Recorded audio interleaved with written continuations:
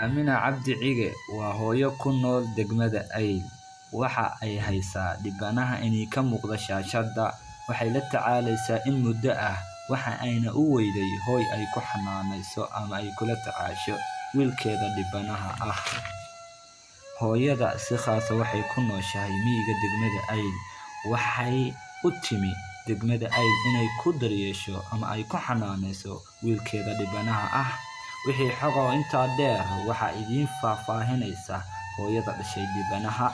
Haddaba maahan inaan idin leeyahay fiidiyogan daawada oo dhaafa,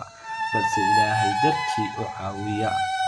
maadaama ay hayso dhiban. Walaal caawi oo ku caawi wixii aad awoodo oo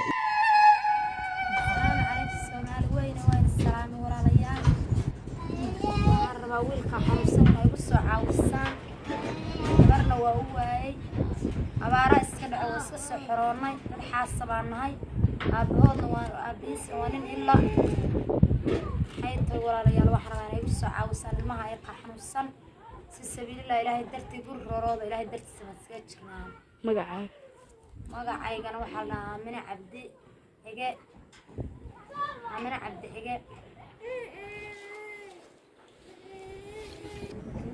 gayga Puntland baa joogaa ay meesha la yiraahdo baa joogaa walaalayaal wax rabaan ma yaqaan ay soo caawisaan ilaahay dartii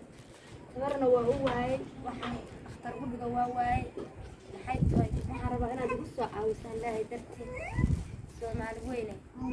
silad buu ku xiran yahay waa ka waa aragtaa silad buu ku xiran yahay maxay tahay waa ninka waalan haddana waxa way igu daran qoryuhu laqayaa dhagaxu laqayaa wax kasta waa cunayaa aniguna dib baan ku qabaa iyo wareer gabarna waa u weynay walaalayaal waxaan rabaa meel kasta joogtaan inaad igu soo caawisaan ilmaha yarka xanuunsan maxay tahay waxaan ku daaweeyay maxay tahay oo malihin dadka abaaraha soo xireeyay maan xori ka dhamaaneen maxay tahay igu soo caawisaan walaalayaal dartii ilmaha yarka xanuunsan